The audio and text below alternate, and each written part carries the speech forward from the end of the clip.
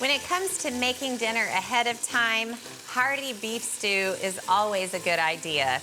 It's almost better if you wait a bit before you eat it. I'm gonna take this beef stew one step further and turn it into a yummy shepherd's pie topped with mashed potatoes.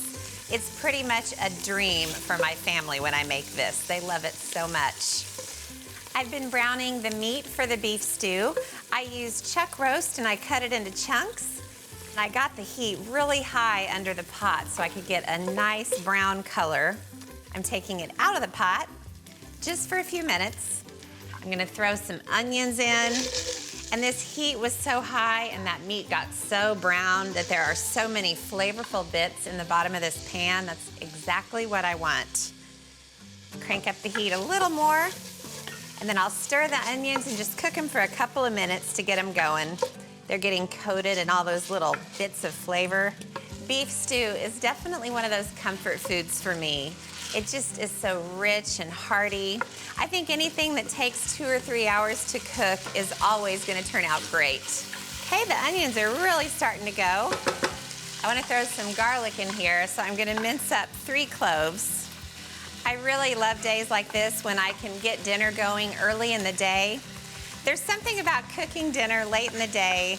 I'm much more of a morning person. My energy starts to wane as the day goes on. So getting it all cooked up early and being able to just pull it out of the fridge and warm it up for dinner makes me so happy. Okay, the garlic's all minced up. So I'll get it into the pot with the onions. Ooh, things are smelling good in this kitchen. I'll just stir it so the garlic starts to cook.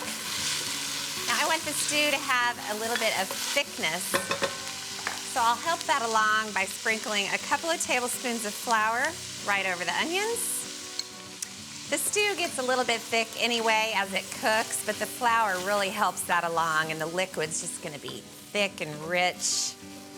I'm actually kind of hungry right now. I better stop talking about how good this stew is.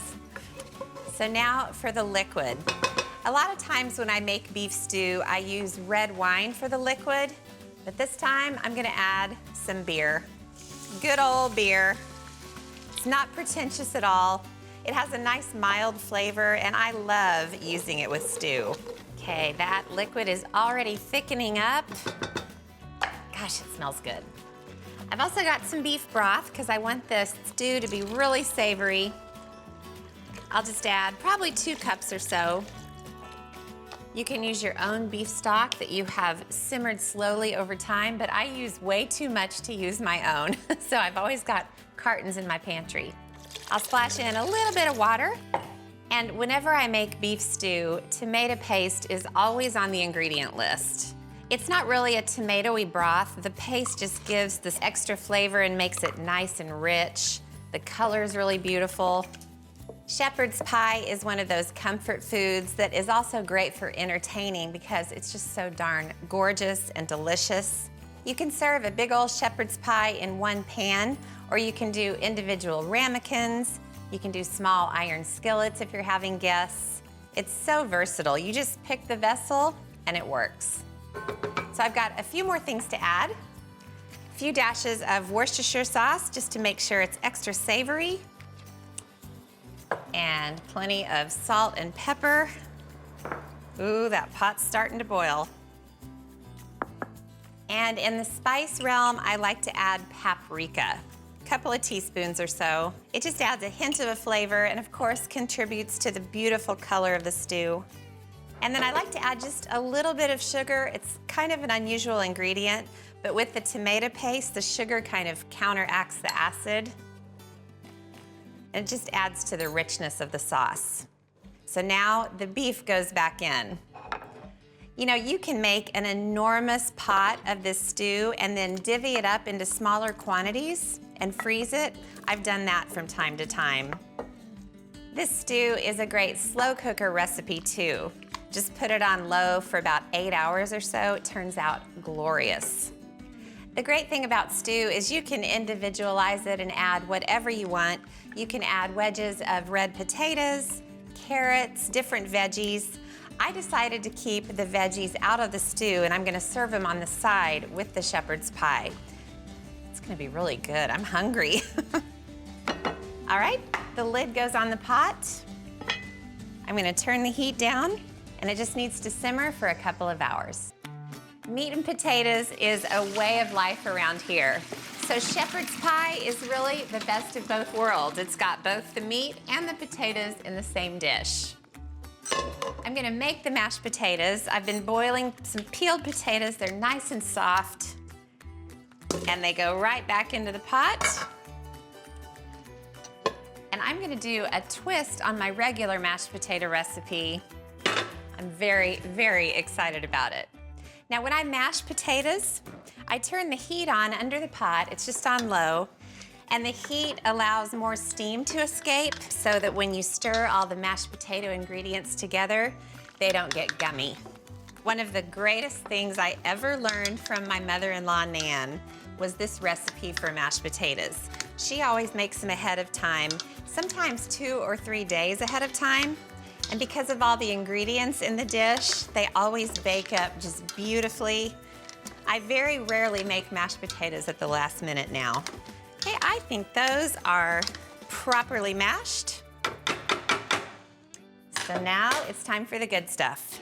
I'm gonna turn off the heat, and I'll add a couple of sticks of very soft butter. As soon as the butter hits those potatoes, it's just gonna start melting everywhere. I've also got some softened cream cheese. It adds such beautiful fat and flavor. Speaking of fat and flavor, I'm also adding some heavy cream. I always joke with Nan, I just don't know why your mashed potatoes are so delicious. This is part of it. I'll add plenty of salt and pepper. And by plenty of pepper, I mean a lot. Everybody likes black pepper in their mashed potatoes around here. Now the spin I'm gonna put on these mashed potatoes is to add a little bit of prepared horseradish. It's not gonna add a really, really strong horseradish flavor. It'll just give it a little bit of tang, a little bit of zing.